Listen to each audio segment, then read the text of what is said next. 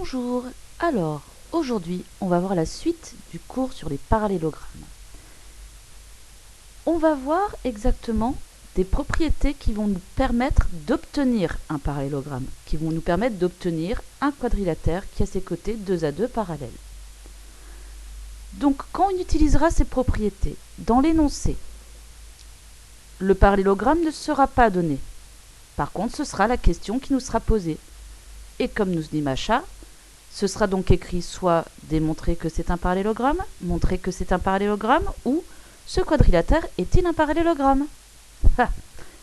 Et Titeuf qui vous rappelle que bon là, il faut que tu utilises la nouvelle carte mentale que nous allons compléter là maintenant, mais en faisant très attention à ce qui sera donné dans l'énoncé, parce que c'est par rapport à ce qui sera donné dans l'énoncé qui te permettra d'utiliser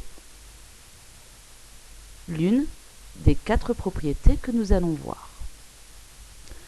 Alors, je t'invite à prendre tes outils de géométrie et, comme pour la précédente vidéo, n'hésite pas à marquer des pauses sur la vidéo pour pouvoir faire ce qui est demandé. Alors, dans un premier cas, on nous parle d'un quadrilatère qui a ses diagonales qui se coupent en leur milieu. Mais qu'est-ce qu'on va faire? Représentons un tel quadrilatère. On prend donc sa règle. Allons-y. Penchons-la un peu. Et on va faire une diagonale de 8 cm. En marquant bien le milieu de ce segment. Notons L et N, les extrémités de ce segment. En vert, parce que c'est quelque chose que nous avons, on a bien que le point S que je viens de faire ici est bien le milieu du segment LN. Donc on vient de faire une diagonale, le milieu de cette diagonale. Prenons notre règle et faisons maintenant un segment de 6 cm. 6 cm, mais S devra être encore le milieu de ce segment. On mesure donc 6 cm. Les extrémités vont être les points U et E.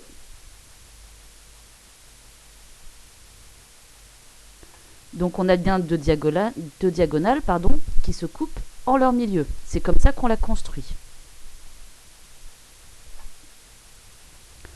Que se passe-t-il lorsque je vais relier les sommets? Je vais relier en rouge. Observez bien. Ah. Alors on voit déjà dans ma manière de construire que mes droites sont parallèles. Et là aussi, on a donc un parallélogramme. Donc, quand on a un quadrilatère qui a ses diagonales qui se coupent en leur milieu, ça nous impose que ce quadrilatère qui est formé est donc un parallélogramme. Autre propriété, on doit avoir un quadrilatère qui a ses côtés opposés 2 à 2 de même longueur. Construisons un tel quadrilatère. Allons-y. On prend une règle et on mesure par exemple 5 cm.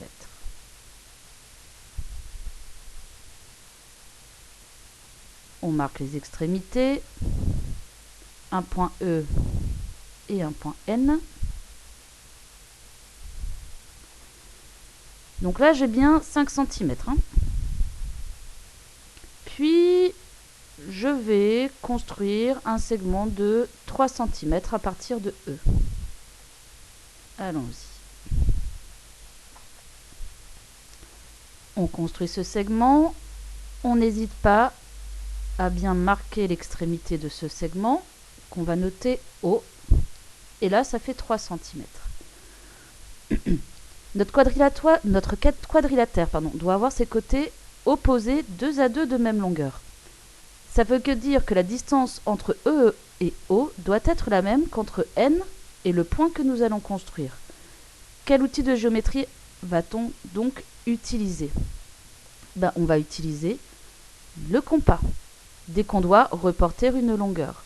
Donc la distance entre E et O doit être la même que la distance entre le point N et le point qu'on va devoir placer. Comme ça, j'aurai bien que le côté EO sera bien de la même longueur que son côté opposé. Mais on nous demande d'avoir les côtés 2 à 2 de même longueur. Ça veut donc dire que la distance entre E et N va devoir être la même qu'entre le point O et le point à construire. Donc à nouveau, on prend son compas, on prend la distance entre le point E et le point N et on la reporte à partir du point O.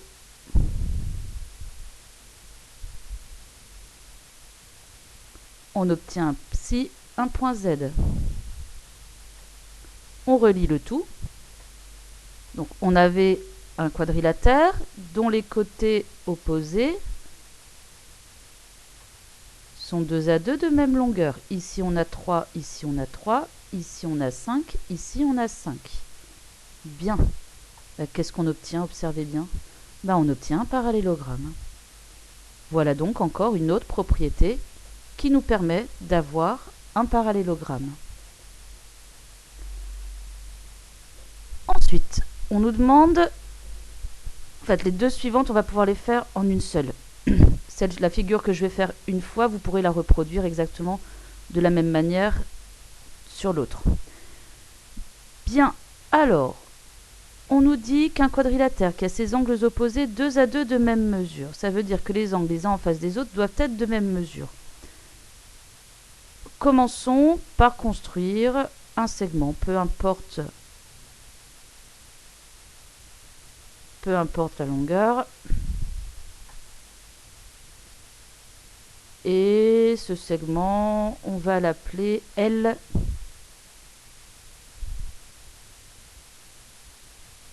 I. Bien. On va maintenant mesurer un angle, par exemple, de 110 degrés. Donc on prend son rapporteur et on veut un angle de 110 degrés de sommet L. Donc on va poser le centre du rapporteur sur L. On veut que l'un des côtés ce soit le côté LI, donc on aligne le 0 avec le côté LI et ensuite on compte. Donc j'ai dit 110 degrés. On arrive donc ici. Que viens-je de construire? Je viens de construire donc un angle de 110 degrés. Ok. Faisons un autre angle là maintenant. Alors, faisons un autre angle, mais cette fois-ci de 70 degrés. Je veux qu'il ait pour sommet I. Donc, je mets bien le centre du rapporteur sur le point I. Je veux que LI soit un des côtés de l'angle, que ça forme l'un des côtés de l'angle. J'aligne donc l'un des zéros sur le côté LI. Et je compte. Ça doit, quand j'ouvre, faire 70 degrés.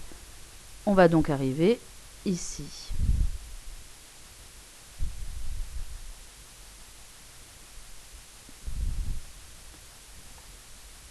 On construit le deuxième côté de l'angle.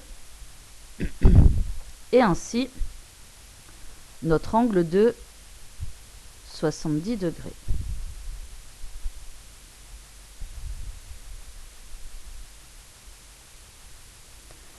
Donc on veut que cet angle-ci mesure le même que cet angle-ci. Allons-y. Mettons un point S, par exemple, ici. Et formons un angle IS quelque chose de 110 degrés. On met bien le centre du rapporteur sur le point S. On aligne l'un des zéros avec le côté SI. Et on va compter 110. 10, 20, 30, 40, 50, 60, 70, 80, 90, 100, 110. Alors, je rappelle pourquoi 110. Parce qu'on veut que l'angle de sommet L et l'angle de sommet S soient de même mesure. Et observez un peu notre angle de sommet, le dernier sommet que nous venons de créer, fait bel et bien 70 degrés. On est donc parti d'un quadrilatère où les angles opposés sont 2 à 2 de même mesure. Qu'est-ce que ça forme comme quadrilatère? Ça forme un parallélogramme. Alors, je vous avais dit que ces deux-là pouvaient se compléter. Pourquoi? Regardez l'angle L et l'angle I. Quand on fait 110 plus 70, ça nous fait 180 degrés. Vous êtes d'accord? À chaque fois, on additionne pour avoir des angles consécutifs 110 et 70. À chaque fois. Donc on a bien à chaque fois des angles consécutifs supplémentaires. Et ça nous donne donc, bien évidemment, le parallélogramme. Voici donc la carte mentale que vous avez à utiliser pour maintenant effectuer les exercices. Bon courage!